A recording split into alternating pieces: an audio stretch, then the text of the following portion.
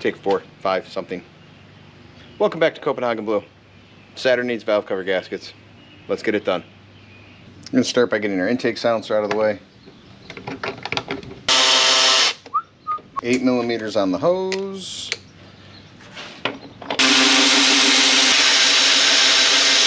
$10 millimeters on the bolts that hold down the intake silencer. And remove and set to the side. Now before we get to the part where we've got to take all this stuff off and disconnect everything, I am going to depressurize the fuel system. I'm going to pull the fuel pump fuse and we're going to crank it over. That way we make sure we don't have pressure in the line.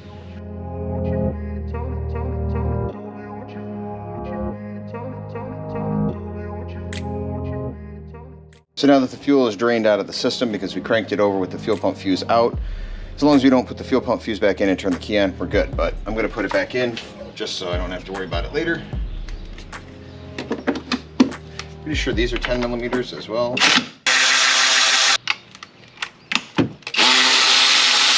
Connect our hose here for our PCV system, which on this car is an absolute pile of junk.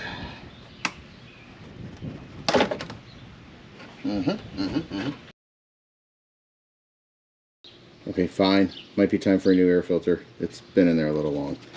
But, I mean, it's doing its job.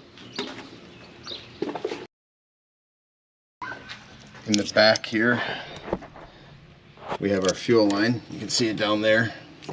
Way down there. There's this retaining clip here. And then you have to have the right size, which I think 3/8 might be it. And we'll see, we're going to go around the hose here. And then you push down and it should release the locks on the actual hose itself. Now that we have our fuel line off from back in the motor, which is down here, that's what I was using, was that clip over the top to push down to release that. You know, I've always been curious to take off this top cover here because I get a little bit of like corrosion around these bolts, so I was thinking I'll take that off and seal it up, see what it looks like on the inside of the intake manifold. So yeah, let's try it.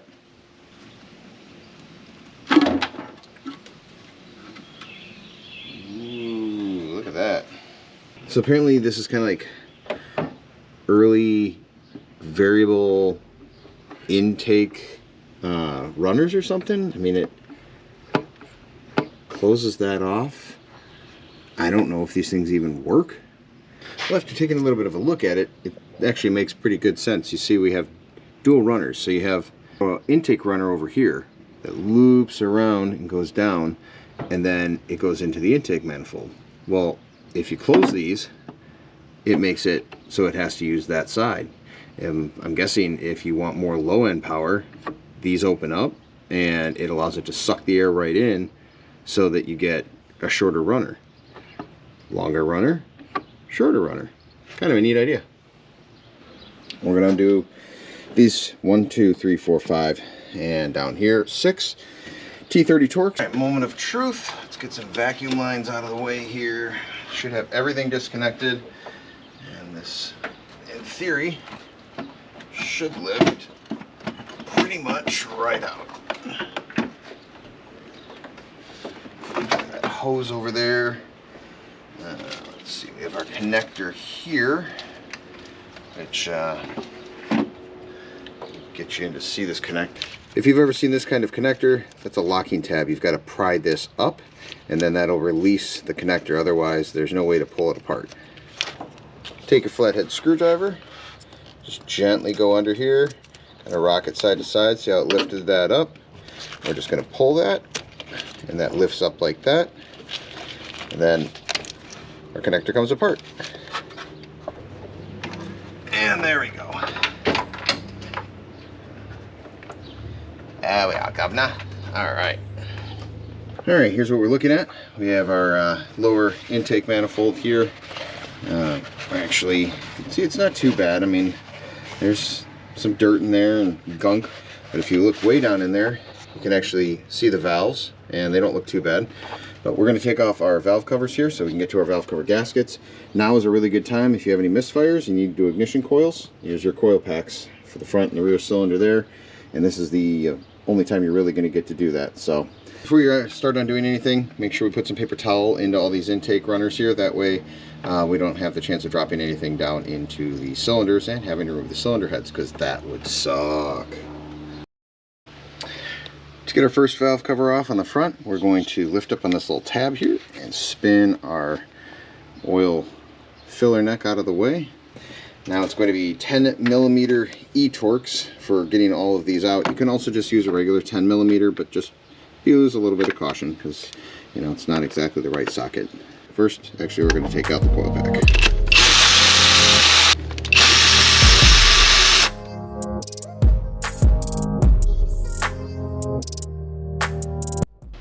Now that we have the ignition coil pack out, we can take a look down our spark plug tubes. See, that one's nice and dry, that one's nice and dry, that one not so much, which means that we're getting leakage from around the gasket right here. So we'll have to suck that out. Maybe we'll change plugs since that thing's been a little bit submerged in oil. It doesn't look exactly wonderful. Plugs are at least a cheap thing to do while we're right here.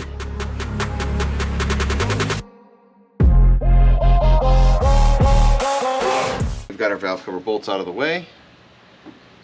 What I'm going to do is I'm going to gently just lift, but oh, okay, cool. That lifted off. Didn't have to pry on it at all. I'm just going to, it's going to have a little silicone right around here, so it'll be a little tighter. There we go. But that's our first valve cover off. We have our valve cover off here, so it gives us a chance to look at our cams. Now for 200,000 miles, I'm not sure actually how much these heads have for mileage, because these heads are actually not the original heads. When the timing belt broke last time, unfortunately the valves kissed some of the pistons, so the head on this could have significantly less miles, it could have significantly more miles, but all in all, I think it looks pretty good. There's no premature wear, there's no chewing up of the cams. Let's one down here. I mean, they're smooth. They don't have any abrasions or roughness to them. Well, we've got one of our spark plugs out here. First one. Surprisingly, looks pretty clean actually. I mean, I'm not sure. It definitely got hot up here. You can see towards the top on the porcelain. But it's a BKR5EGP. I'll have to look up to see what that is. I assume it's either a platinum or iridium or something. But I'm still going to replace them. I think for what a spark plug costs, might as well throw 6 new ones in there, right? Right. Other than that, looks like it's burning pretty clean. It's a little bit white on the tip, but other than that, not bad. A little tip in case you want to try and keep things organized. Say that I'm not going to replace these spark plugs, but I'm still curious what holes they were in as far as what cylinders. Grab a box, put some holes in it, set your spark plugs in the order in which they were lined up in the motor, and then we can just write, you know, cylinder 1, 3, 6, you know, however things line up, and then we can do the same thing for the other side, assuming I can still put some nice holes in it. Nope, not so much. There we go. Now we'll be able to put the other 3 in there. And just like that, we have our rear valve cover gasket off. You know, looks like the valve cover gasket itself is in good shape, but obviously it's not, because it's leaking all down the back side. These are notorious for leaking. They used to have 2 different kinds. Obviously at some point somebody tried to silicone this one, and this gap shouldn't be actually silicone bridged. It should just be left alone.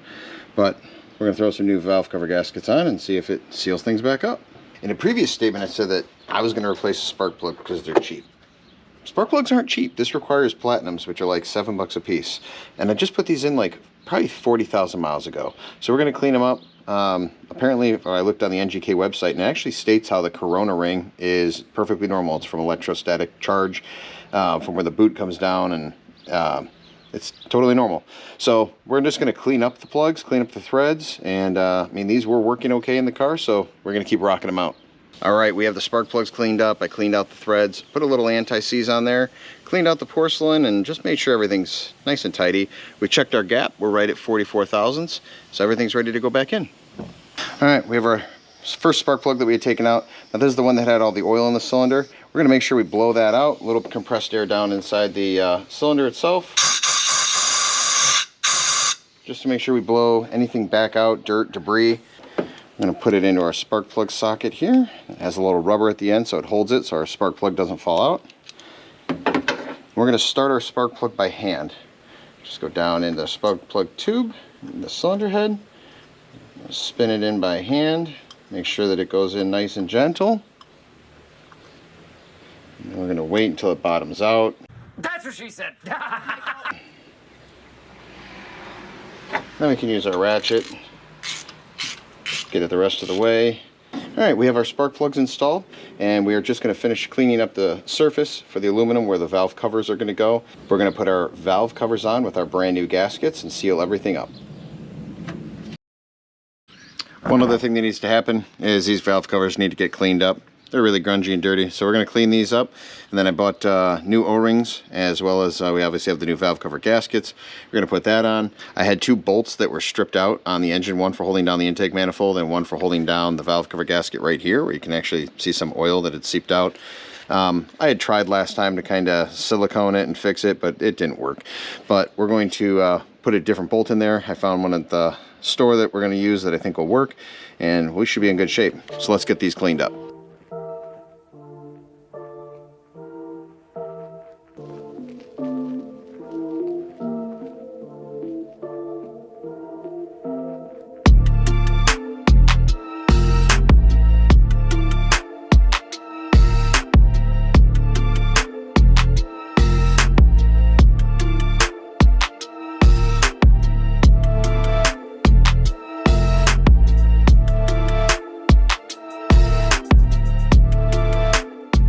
Putting our gasket onto our valve cover is relatively simple. You just look at the shape, and we're going to set it into this groove all the way around. We're just going to do that nice and easy. If it doesn't line up a little bit, just kind of scoot it around a little bit so that it fits the pattern.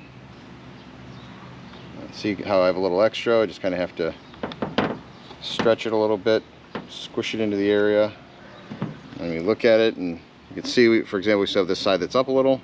Just press it down, make sure everything's seated. It doesn't have to be too hard, because we're going to compress it down with the screws. We have all of our new O-rings in there. Let's go put this on the car. Now, there are only a few places that you need to use RTV, and one of them is right here, where we have a sharp corner of our gasket that meets. So we're going to put a little dab right there. We're going to put another dab right here, there, and right down in here, down at the bottom. That way these sharp corners of this gasket get a little extra sealant, because it's a really tough angle to make sure that it seals up. We're going to take our valve cover, we tilt it, and there's little notches in here that hold the O-ring in place, so that way when we tilt it they don't fall out. We're just going to line it up, and we're going to gently rest it on here and give it just a little bit of a push. And then we're going to start putting our screws in. Just going to do this by hand.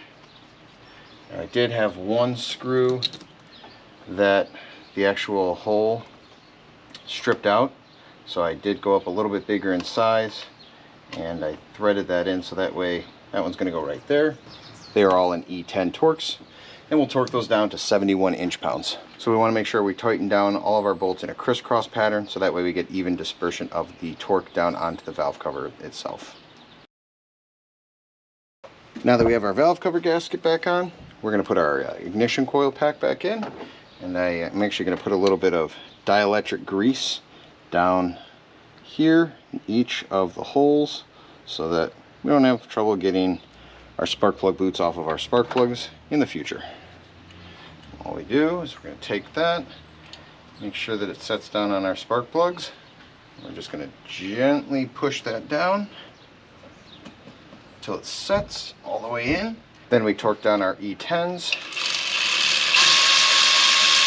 take my connector, plug it back in until I get a snap, and I'm good to go. We'll do the same thing for the other side. All right, we've got our valve cover gaskets done, and we've got our ignition coil packs back in, so we need to put our intake manifold back on. Well, before we do that, we need to replace these intake gaskets. They get compressed down over time, and in this case, they're pretty dirty with oil. So we're gonna actually replace these real quick, but we have to clean up all the aluminum here first, so we have a nice mating surface.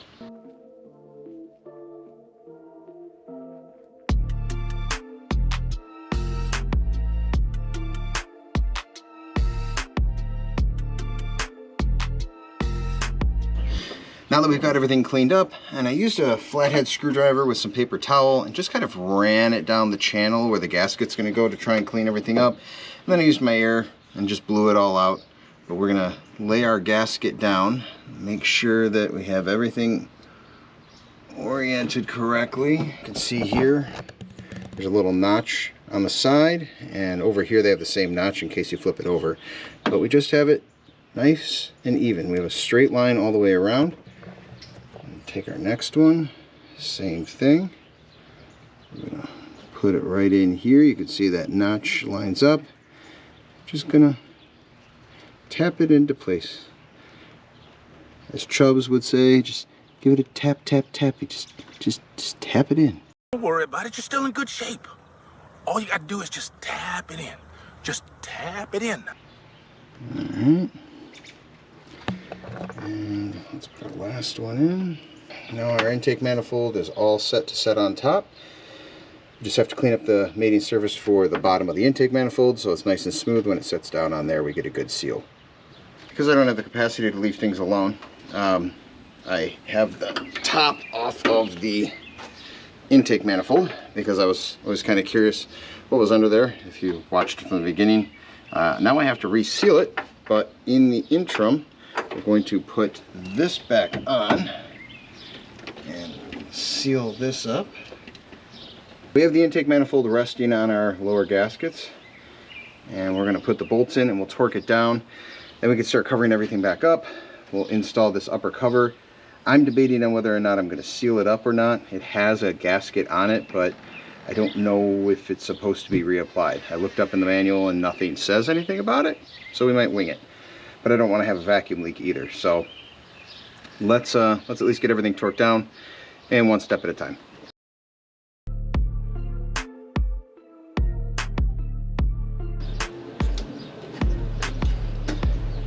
It seems kind of like it'll just go down in place and seal up, so I might just do that.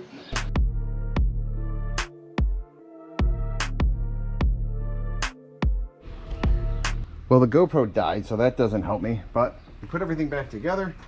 We got the intake manifold bolted down and put all of our intake manifold accessories on. So we have our intake and our air filter. So let's see if it starts up. It should start up. Let's see how it sounds starting up. It's good or it's bad.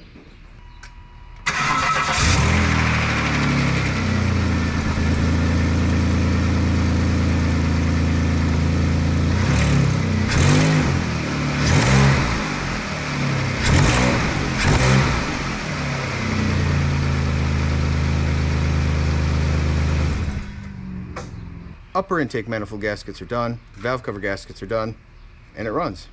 Thanks for taking the time to watch. Hit like, hit subscribe, and I'll see you next time.